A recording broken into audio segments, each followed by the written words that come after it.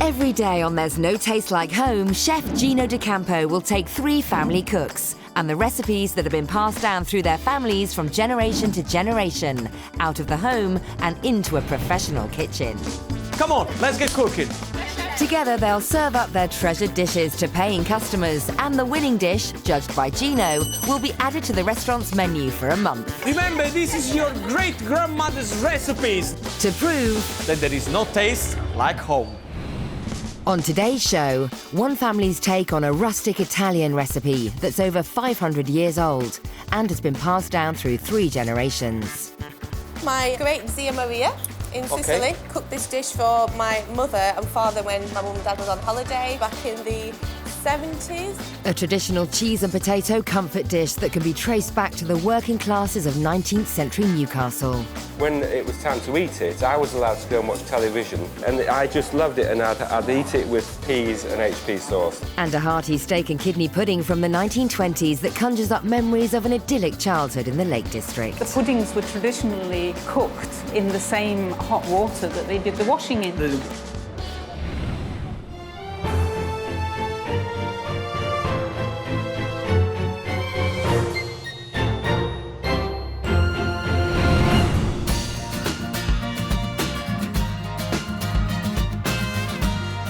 Welcome to There's No Taste Like Home. Today I'm in Leeds, in West Yorkshire.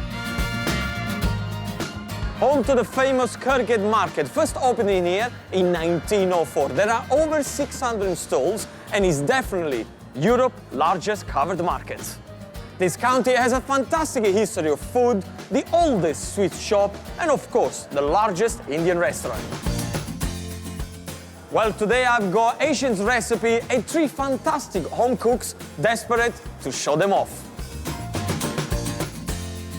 I've brought them to this Leeds eatery to test drive their dishes for paying customers. But would the good people of Yorkshire think that the food is good enough for them to pay for it? Time will tell. Let's meet today's cooks. Lisa Losado is making great Zia Maria's Cacciatore. Ian Potter is making great-grandma Elizabeth's pan haggerty. And Sarah Fowler is making Grandma Gertie's steak and kidney pudding. Okay, guys, welcome to the restaurant. Are you excited? Yeah. No, nervous. No? Why not? There's nothing to be nervous. Now, behind me is the professional kitchen. It's going to be very hot, and we have loads and loads of work to do. In about 5 hours, paying customer coming in, and your beautiful dishes, they're going to be on these tables. They're going to pay for it, and probably they're going to judge you. In the meantime, we're going to start the preparation. So that's the kitchen. Off you go, and good luck!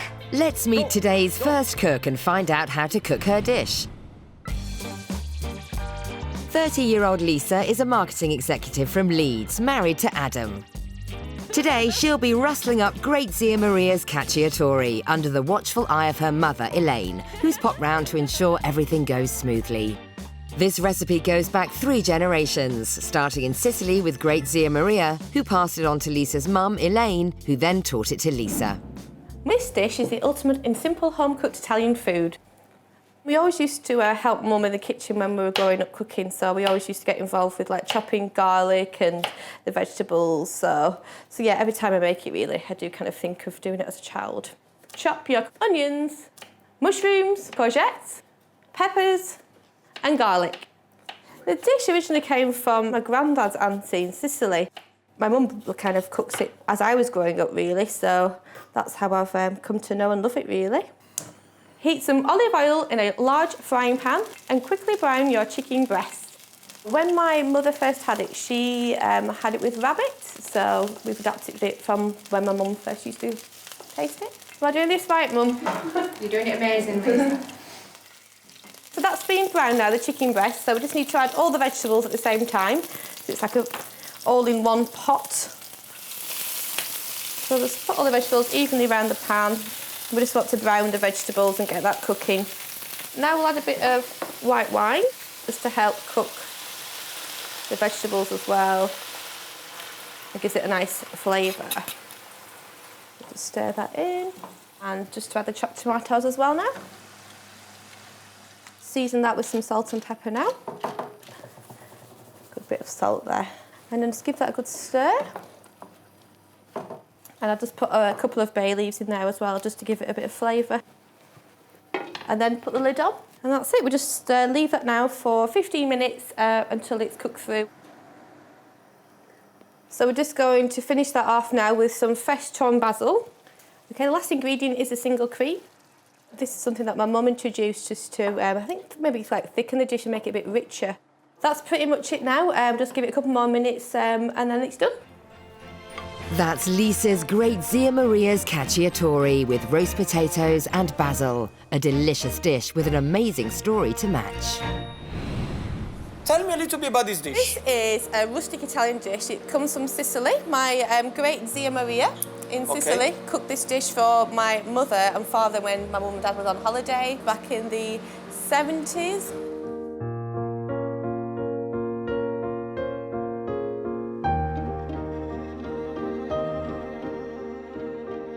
My mum learnt the dish from my Zia Maria, and she brought that back home. Your mum is a good cook? She's a very good cook. Very good cook. Yeah. Flying off on holidays to Italy, Lisa's family regularly enjoyed their stays with great Zia Maria. How old were you when you started to cook the dish? I remember cooking it when I was about 8 years old. We always used to help Mum in the kitchen, chopping garlic and helping with the vegetables. It's always the same smells, because we always used to cook Italian food, like growing up. So Mum always used to get home from work and start chopping garlic. So as soon as you walk through the front door, you can smell the garlic wafting through the house. So yeah, it was really lovely. And then we'd come into the kitchen and help her with preparation of the food. So yeah, really early memories of that. Is anything that you added in the recipe that Zia Maria, great Zia Maria did it? Zia Maria would have never have put cream in there. I always finished off with cream. I actually don't blame her that you put a cream in there. So I think without the cream, it's very rustic Italian. So yeah. Which was nothing wrong with that. Yeah. So you put a little touch of cream just to make sure that for those delicate palates. Yeah. But I thought you would use chicken thighs, but you're actually using chicken breasts. Yeah. Why is that? My mother always used to use chicken breasts and thighs and then put it in the oven, but I think because of easiness and I don't like picking the bones out, so I always cook breasts historically. So what about your auntie? I Would think she be upset to the fact that you're using? Yeah, she would disapprove. She would use pieces of chicken or pieces of rabbit. So yeah, that's what. On the bone. Yes. Tell me, what would it mean to you, to win today's show and have your recipe on the restaurant menu for 1 month? It would be amazing, Gino. I'd just love to have it on there and for people just to eat it and talk about it and, and love it as much as I do and my family do, really. So, yeah, it would be fabulous. Lisa sets about preparing her great Zia Maria's beloved sauce. She's hoping to impress the diners with her dish to help it win a place on this restaurant's menu for a month. I want to be able to cook my dish well today and feed the diners that are coming to the restaurant and hope they love it as much as I do. What an amazing dish to start the show. I really can't wait for the diners to try. But don't go anywhere, I've got 2 more to come. Coming up, a hearty steak and kidney pudding with a special meaning for its cook. The memory is just that wonderful, wonderful smell, and I associate it with being happy. A simple 19th century cheese and potato dish that could keep even the hungriest of families feeling full. This dish was perfect for them because it's using quite relatively cheap ingredients. Yes. And our 3 home chefs take on service in a professional kitchen. Table number 9, 1 potato, 1 pie, 1 chicken. Sorry, chef, 2 minutes. I can smell burning. What's happening here? All right, we only started for 5 minutes and we already put this kitchen on fire. Guys, please concentrate what you're doing.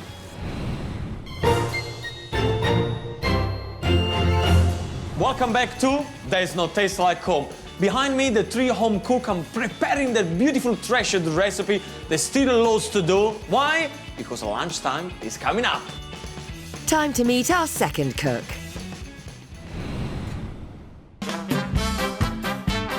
Ian Potter is a 62-year-old retired chartered surveyor who lives in Leeds with wife Marilyn. Ian's recipe is great-grandma Elizabeth's pan haggerty. He first learnt the recipe when he was just 7 years old and has now been cooking it for 55 years. So this is how I make my great-grandmother Elizabeth's pan haggerty. The first thing I'm going to do is grate some cheese. I think cheddar would be the kind of cheese that would be used in this dish originally. She liked cooking, my mum, but she had a repertoire which was about possibly maximum about 10 dishes. Next, I thinly sliced the onions using a mandolin.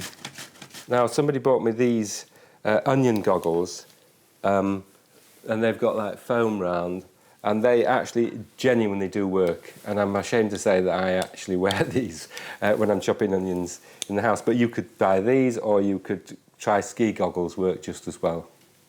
I also peel and slice the baking potatoes with the mandolin.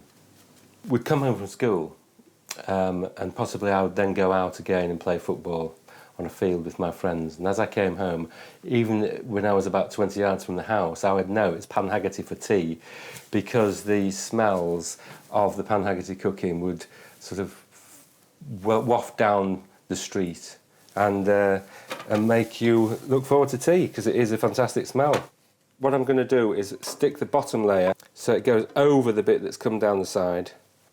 I used to think it was called pan haggerty because it's cooked in a pan, but I did see somewhere that actually the pan haggerty, the pan bit, is sort of Geordie for potato. So therefore, I'm really unsure of the origin of the name. On the bottom of the potatoes, put some of the sliced onion. And then we're going to put some cheese on, just sprinkled round like that. A little black pepper. And repeat. You finish off with potatoes with just a tiny little bit of cheese on top.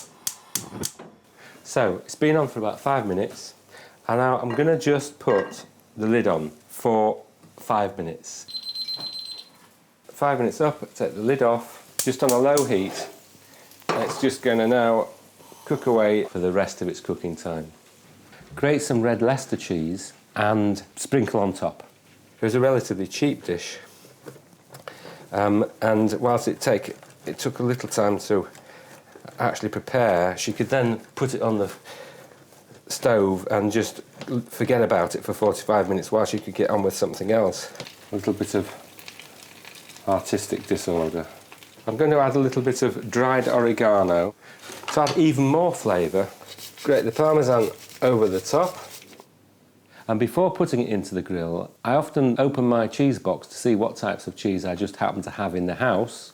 I just cut some shapes and just plop on top, just like that. Now I think it's ready to go under the grill. OK, this looks about ready. Put a plate on top and turn out. There we go. And that looks a bit dark, but that's exactly how it should be. Now put another plate on top, turn it over, and that's it. That's Ian's great-grandma Elizabeth's pan haggerty, a dish that has kept his northeastern family fed for over 100 years. Tell me something, what about the heritage of this dish? Tell me a little bit, where did it all start? How long ago?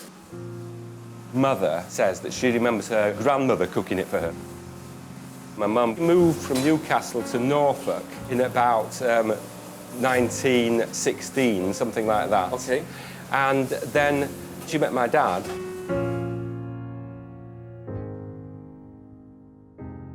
My dad was one of 12 children, all hungry and quite not very well off. So this dish was perfect for them because it's using quite relatively cheap ingredients. Yes.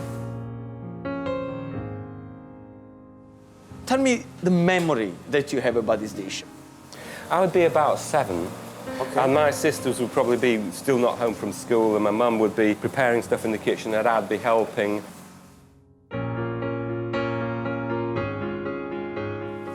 When it was time to eat it, I was allowed to go and watch television while my 2 sisters had to sit at the table. And I just loved it, and I'd eat it with peas and HP sauce. That was it. And we used to have that more or less, if it wasn't every week, it would be every fortnight. Have you taught this dish to anyone else? Obviously, I've shown my daughter Caroline how to cook the dish. She now lives in Boston in the United States, and she cooks it for her boyfriend and her boyfriend's family. A success in America? A big success. So this is a dish that is started from Newcastle, 1916. Yeah. Then he comes to you. Now he's going to America. Where is he going to go next? Glasgow. Glasgow? Glasgow. Okay, from America, then you come back to Glasgow. Okay. My nephew came down from Glasgow when he was about 8, and I showed him how to make this dish, and he was very proud about that because he went back to Glasgow and cooked it for his mum, who is a professional chef. Okay. And she's normally cooking away in the kitchen, and he was able to do something for her, and he was very proud of it. He called it his signature dish.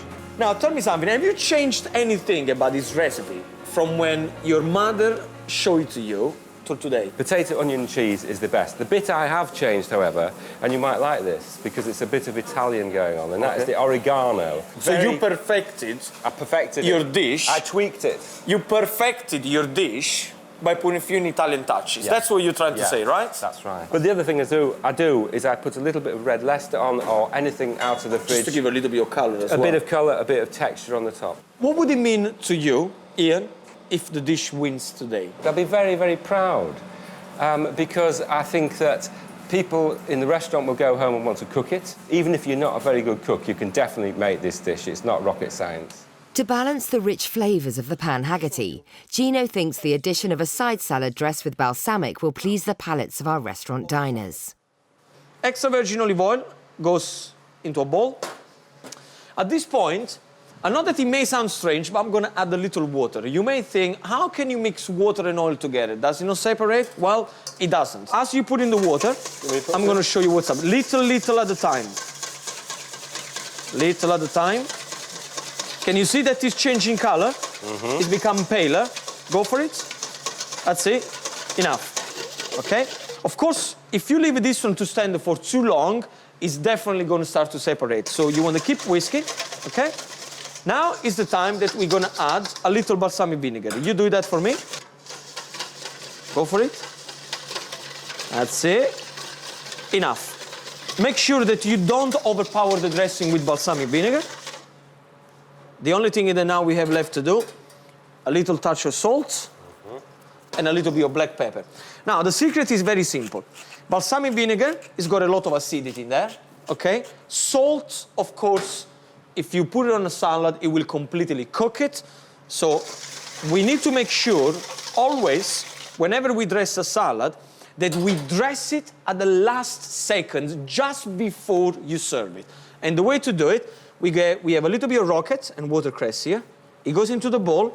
Now, have a look at the way I do it with my finger, because what you have to do is to lift the salad into the dressing. Can you see what I'm doing? I can. I don't push down with the finger, because otherwise you completely kill the salad. And then straight onto the plate, without pushing down. What do you want is the height of the salad.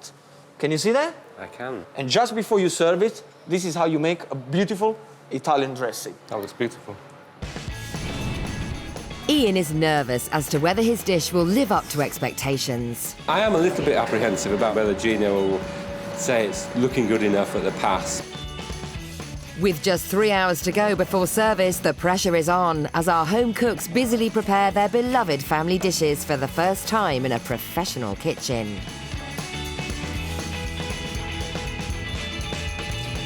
Each one is hoping that Gino will pick their dish to take pride of place on this restaurant's menu for a month. We've already heard about Lisa Losado's chicken cacciatore and Ian Potter's pan haggerty. I'm really getting excited about today's menu, which, by the way, is not completed yet. So let's meet our final cook. Sarah Fowler is a honeymaker from Otley in Yorkshire. Her 3 children have flown the nest and she now lives with partner Marcus. Today, she's cooking her Grandma Gertie's steak and kidney pudding.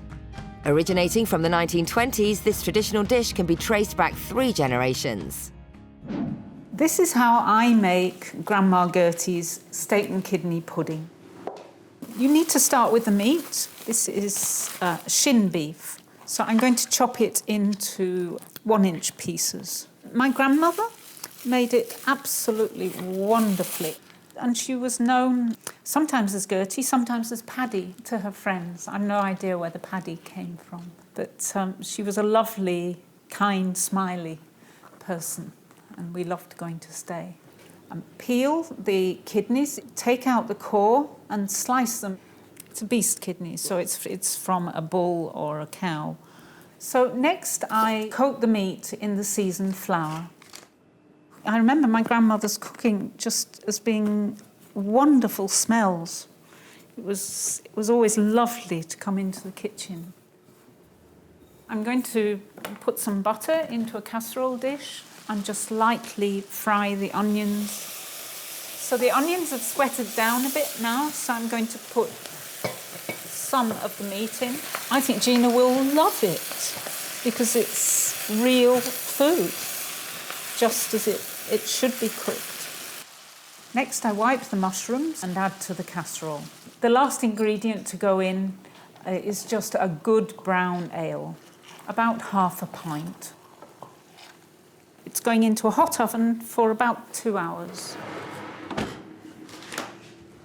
To make the suet crust pastry, I mix the self-raising flour, suet and salt, and bind it together with cold water to make a stretchy dough. Roll out 3/4 of the pastry to about 1/4 inch thick. And it was wonderful to go out to play in the meadows around where she lived and come in really hungry and find this wonderful steak and kidney pudding all ready for lunch. We were always hungry. I'm going to line the pudding basin. I'm going to put the suet crust into the dish and pop the lid on top and press it in so that there aren't any gaps where the gravy can seep out. The basin is then tied in a tea towel and steamed over rapidly boiling water for about 2 hours. So there you have it. Sarah's Grandma Gertie's steak and kidney pudding, served with glazed carrots, cabbage and a parsnip mash. A tasty dish with a great story. Tell me a little bit about the history of your pudding. Tell me, where did it all start? Oh, when I was tiny, I remember eating this when I went to visit my grandma.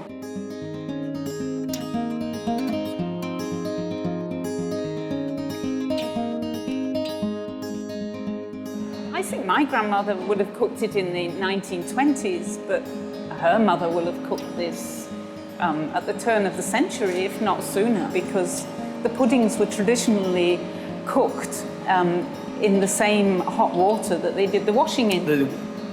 So the boiler would be put on for the hot water. So as you were boiling up the water for the washing, Why not do a pudding? put a pudding in. Yeah. What is the memory of Sarah when you were a little girl going into the kitchen, smell the pudding cooking with a bit of washing in there? What's the memory? The memory is just that wonderful, wonderful smell, and I associate it with being happy.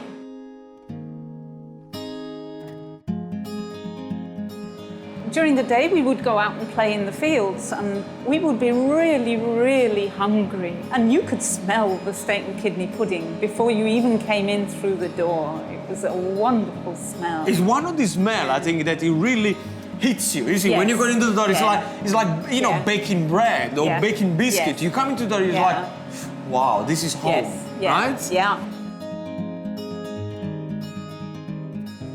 So we can say that this recipe is coming down at least 5 generations. We're talking about your great-grandmother, showing to your grandmother, grandmother showing to your mommy, showing to you, you showing to your daughter? Yes. Your daughter knows how to do it? Yes, she cooks it better than I do. What would it mean to Sarah having your dish on the recipes menu? I'd be really proud. Yeah, really proud, because I don't consider myself a cook. It would make me think that maybe I can cook. Are you worried about service? Do you think it's going to get... Oh, yes. What are you worried about? I want it to look beautiful, beautifully arranged, and it's difficult to make a steak and kidney pudding look beautiful. To allay Sarah's worries, Gino has some advice for her on how to line her pastry cases. Now, the problem you're going to have, when it's a closed space like this one, can you see this place here? You have a lot of overlapping. Yeah. Now, there are 2 things you can do. You can leave it like that, but then it's going to be a bit doughy. I actually like it to take it away, okay? So you can actually break it apart, patch it, and the job is done. You can have your beautiful individual pastry cases. Pot, then when it's cooked, put it upside down, you lift it up, job done. It's 2 hours until service and the pressure is on. The 3 home cooks are busy preparing their dishes, this time for paying customers. Lisa's chopped her onions, mushrooms and peppers for her great Zia Maria's special sauce, and things are going to plan. Oh, it's going really well so far. Just making the sauce for the chicken. So yeah, everything's under control. Ian is well on the way and has grated the cheese and peeled the potatoes for his dish, but he's still nervous about cooking the pan haggerty for the diners. My biggest fear is that it's going to either not be cooked, or it's going to be a little bit burnt on the bottom, or it will poison everybody. Sarah's prepared the beef for her filling and is now making the pastry lids for her puddings, but her timings are out. I'm stressed because the meat should have been cooked sooner, so I'm a little bit behind. There you have it. That is one tasty history lesson. But can my home cooks keep their cool during lunchtime when they're going to be under pressure in a professional kitchen? We'll find out next.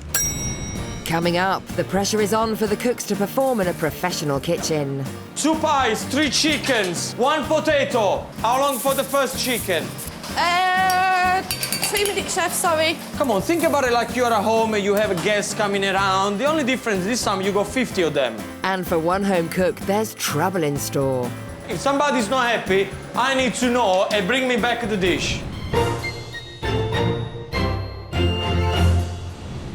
Welcome back to There's No Taste Like Home. Today I'm in Yorkshire.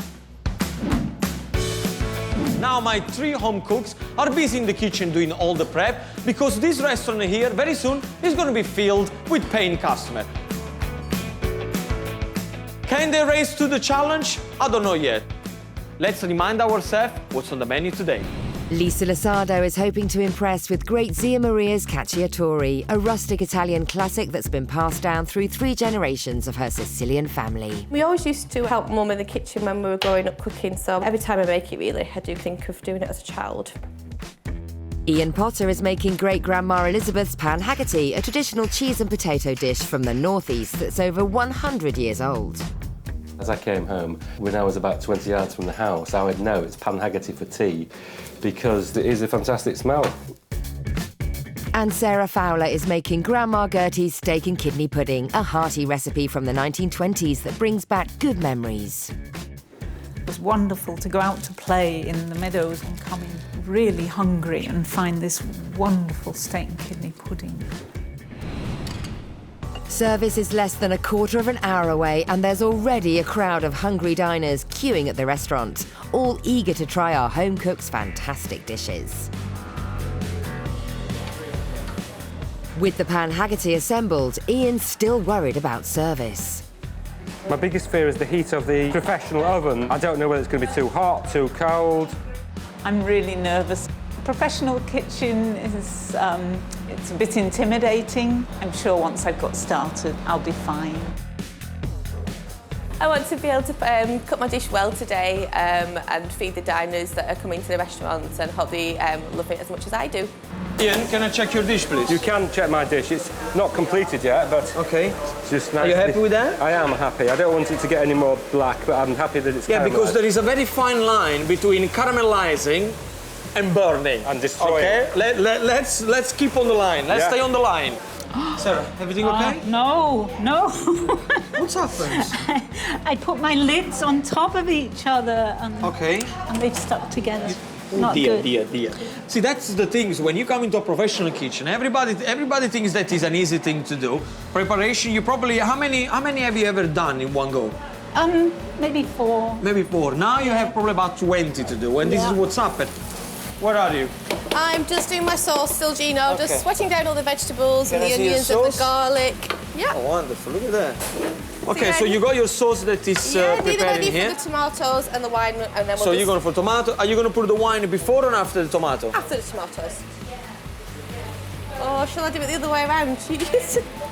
Now, let me give you a very big tip. Whenever you use wine in cooking, you always have to make sure that the alcohol evaporates. Yeah. The only thing you want is the flavor of the wine. Yeah. So you should never add wine or any alcohol after that you put tomato or anything that is liquid. Okay. So the way you should do it, when this is fried, Yeah. you put the wine in there, you let evaporate, you let it bubble away for a good minute and a half, Yeah. and then you add the tomatoes. Lovely, I'll do that. Things have gone from bad to worse for Sarah as she's so far behind. Gino has had to send in some extra help.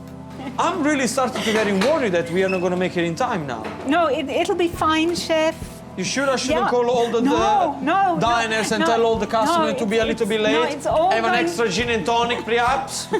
What do you think? No, it's all going to be wonderful. Oh, now you made me spoil it. Lunchtime has finally arrived, and whether our cooks are ready or not, the restaurant's doors are open. With such a fantastically diverse menu, the customers will have a difficult choice to make. So our 3 home cooks will really have to impress them. I'm looking forward to the steak and kidney myself. Interesting to see if they get the suet nice and light. 'Cause if it's a bit heavy, it tastes soggy. I've chosen the chicken, a personal favourite of mine, so it's quite a no-brainer. So lots of vegetables and tomato-based element appeals to me most. The steak and kidney pudding, it's an old recipe, and I just love the sound of it. Service is about to start, and Gino will take on the role of head chef. It's his job to ensure that everything going out of the kitchen is not only cooked properly, but is also well presented.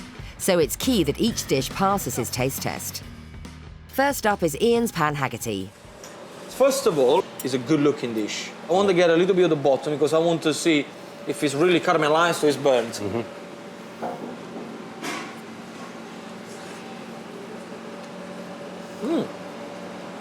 Tasty. I like it, nice and tasty. Are you going to put a little bit of salt on the top?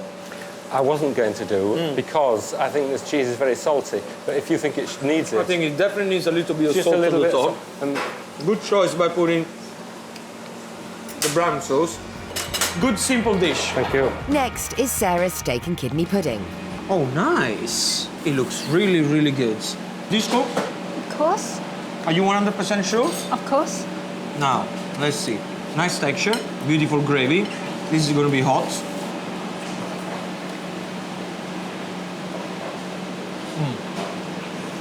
Very cool.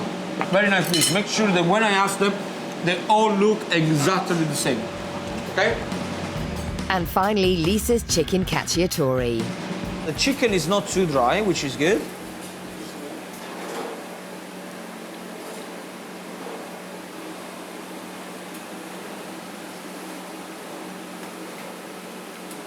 Definitely, we need more seasoning. More seasoning, yeah? Yeah. Chicken nice and sliced. Potato looks rusty with the black pepper. Fantastico. Satisfied with the dishes, Gino heads out to the restaurant to greet some very special customers. Hello. You must be Elaine. I am. Pleased to meet you. Pleasure to meet you. I've been cooking with your daughter all morning. And I have to say, it was absolutely a pleasure. Good. Absolutely. You know, well, you really trained her well. She's been, this pollo alla cacciatore is really good. I think it's a beautiful dish, and you should be very proud. Thank you. Because this is working really, really hard. Yes. Really hard. Yeah, and the whole family love it. And every time Lisa comes back for a visit to home, she'll say, Mum, please make Zia Maria's Cacciatore for me. What do you think about her dish? Have you ever tried it? Yes, I've tried it several times. And? You think you can do better? Tell me the truth. Yes. Now, you must be David. Yeah. How are you? Good. Yeah? Are you proud of Ian in the kitchen today? Yeah, he's doing a good job. Has he shown you how to do it? Because he Yeah, was yeah. telling me that you are the golden nephew, where everything he knows, he shows to you. Yeah, Is yeah. that the truth? Yeah. Who makes the best one? I say him, probably him. Why? He's a seasoned professional at it. Oh, I see. So he's the one who really makes the original one. I'm going to leave you alone now. Enjoy your meal. The home cook's family members have been eating these dishes for years, so expectations are high. By the end of service, Gino will award one dish the honour of being on this restaurant's menu for a month. His decision will look at 3 main criteria: cost of ingredients, preparation time in the kitchen, and the reaction of the diners. In the kitchen, service is just minutes away. Okay, what's going to happen? The orders, they're going to come really fast and furious, okay, one after the other. The way I'm going to do it is very simple. I'm going to shout, 1 potato, that is for you. 1 chicken, that is for you. 1 pie, and that is for you. Whenever I shout your order, You must answer me back because I need to know that you understood the order, okay? We understood each other? Yes, you know. Okay, so everybody back in the station, and we're gonna start very soon. I think I'll have steak and kidney pudding, please, darling. Everybody ready? Yeah. Okay, table number 9, 1 potato, 1 pie, 1 chicken. Yes, chef. Okay, run in order. 3 chicken, 1 pie. Okay, 3 pies, 1 potato, 3 more chickens. At the moment, I have no worries or fears, but ask me again in half an hour. How long for the chicken? 3 minutes, chef. Sorry? 3 minutes. 3 minutes. 3. The thing that Lisa has to understand, we are now in a professional kitchen. She's not at home, so when I ask for the orders, she's gonna have to prepare them then and there. She's gonna have to be fast. You need to start to multiply. If I ask you 1 chicken, it's 2 minutes. If it's 100 chicken, how long is it? 2 minutes. You know what it means when we join 1 table? That we are already in the... 1 pie, 1 chicken. 2 pie, 1 potato, 1 chicken. Yes? Yes, chef. You got a pie? Yes, chef. Okay, be careful this potato, they're not too burnt, yeah? We already had a tragedy with Sarah because the lid of the pudding, they all stuck together. I'm really worried that meat won't actually be cooked in the little puddings, so fingers crossed. So far, we are really behind with Sarah, so I'm getting just a little bit panicky. I can smell burning. What's happening here? All right, we only started for 5 minutes, and we already put this kitchen on fire. Guys, please, concentrate what you're doing. Why the salt is on the salad? I thought you told me to put it on the salad. No. Yeah. I said the salt goes into the dressing. Okay, yeah. Okay, yeah, and the salt goes a little bit on top of the potato, not on the salad. You're gonna burn it like that. I'm hoping that everybody who eats the dish is going to be pleased with it and maybe want to go home and cook it themselves. 3 pies, 1 potato. 2 more, 2 more. How long for the pies? Nice. Very nice. With our 3 cooks just about managing the demands of service, the diners are getting stuck into lunch. 2 here. Right, wow. Thank you very much. Lovely. Look at that, eh? Wow. Fantastic. Really nice. It's not like the one you get in the chip shop, is it? 2 more chicken. Ian? Yes. Make sure you clean your plate before you send it to me. Yes, chef. Okay, 3 pies, 1 potato. Can you handle to do 3 chicken? You're slowing everybody down. Sorry. Number 5. I want my break. What do you mean you want a break? Give me these 2 potatoes. How long for these chickens? 3 minutes, chef, sorry. Come on, think about it like you're at home and you have guests coming around. The only difference this time, you got 50 of them. Beautiful, beautiful dish. They love the pie. I'm good. Actually, they love every dish so far. But Gino may have spoken too soon. Not everyone is impressed. I ordered the pan haggerty. I wasn't very happy with it. It was burnt and it was raw from the inside. They're not happy about the potato there. This is not cooked on the middle. If somebody's not happy, I need to know and bring me back the dish. Bring it back, bring it to me. Oh, that's bad. She's right. That's not cooked. Huh? It's not very well cooked, is it?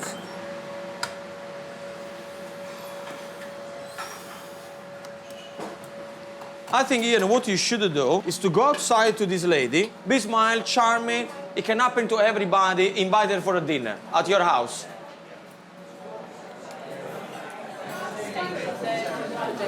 Hello, madam. I cooked the potato dish that you thought was uncooked in the middle, and I must admit that it wasn't 100%, so I'm very, very sorry about that. So it is a very, very lovely dish, so if you'd ever like to come to my house in the next few weeks, I can cook it for you and show you how it should be cooked. And I'm sorry you've been disappointed. Think about coming round, all right? Are we friends? We're friends. Yeah? 2 more. 2 more pies are coming in about 10 seconds. 2 more chicken. 1 pie, 1 chicken. Table number 4, yeah?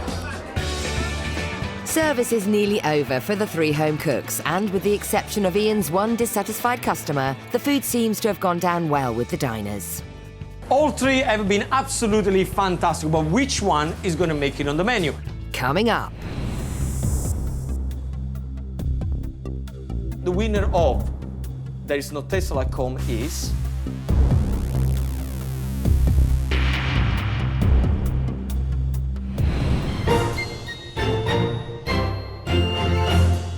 How long for these 2 pies? 2 minutes, chef. Chef Gino D'Acampo is on a mission to prove there's no taste like home. Beautiful, beautiful dish. He's found 3 home cooks with 3 historic family recipes. Together, they've taken over a restaurant in Leeds, West Yorkshire. It's been a full house, and as a result, the orders have been coming through thick and fast. Okay, 3 pies, 1 potato, 3 more chickens. 1 pie, 1 chicken. And our 3 home cooks have risen to the challenge. Teamwork, that's what it's called, teamwork, I like that. With service drawing to a close, they are all hoping that Gino will pick their dish to be on the restaurant's menu for 1 month.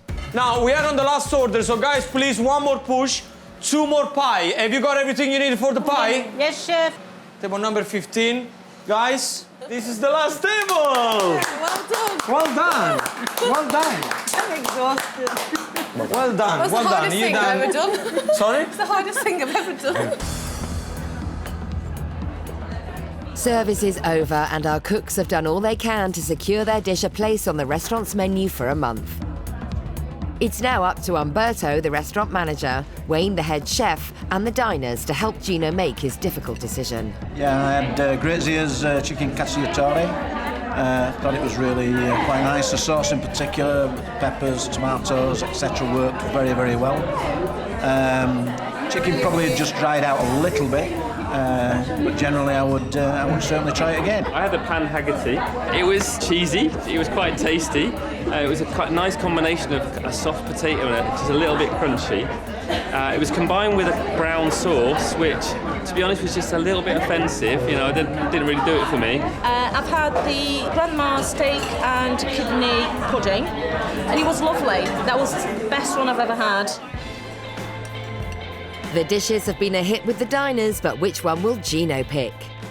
Will it be Lisa Lasardo with Great Zia Maria's Cacciatore, a rustic Italian classic that's been passed down through 3 generations of her Sicilian family? Tell me, what would it mean to you, okay, to win today's show? It would be amazing, Gino. I'd just love to have it on there and for people just to eat it and talk about it and, you know, and love it as much as I do and my family do, really. So, yeah, it would be fabulous.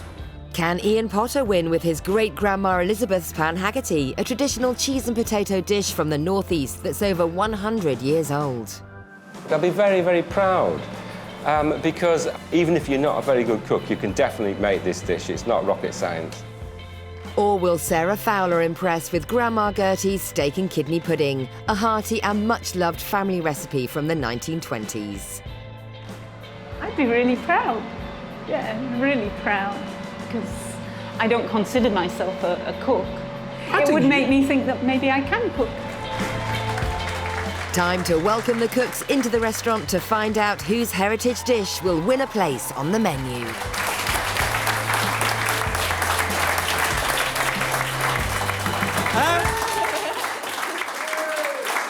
This is all for you. And as you can see, everybody's still alive, which is always a good sign. You well know that there is one of you here who wasn't happy with Ian's potato cake. I have to say she did have a little point because it wasn't cooked all the way through. But this kind of thing can happen on a professional kitchen, so it's a very easy mistake to make. Today has been particularly difficult for me to decide the dish because I liked all 3 dishes, but I also wanted to make sure that the dish that I choose sits well on this restaurant menu because it's going to have to be on the menu for a month. So I want to make sure that the customer that they keep coming here, they're happy with my decision. So today, the winner of There Is No Taste Like Home is...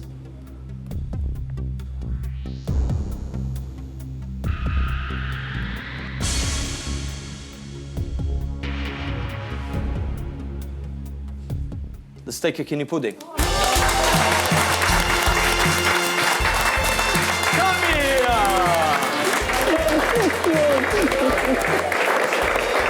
Well done, well done. Look at that. You want a plate? Well done. How do you feel?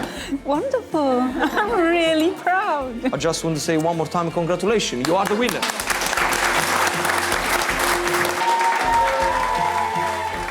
My grandmother would be absolutely thrilled with today. And I think she might even have been proud of me. My mum's extremely proud of me. She kept smiling at me all the way throughout. She said it tasted really good. So yeah, really proud. Well done, Sarah. Well done, Sarah. Looking how much effort Sarah put into it, because she had most to do, she pulled it off, and I think it was the right result. What an amazing result for Sarah. Well done, because I absolutely loved her steak and kidney pudding. Unfortunately, that's it for today. But don't forget to join me next time as I'm going around in Great Britain to find more talented home cooks, all eager to prove that does not taste like home. Well, if you want to try the dish yourself, or perhaps you want the details of the recipes featured on today's show, the only thing you got to do is to go to itv.com/food.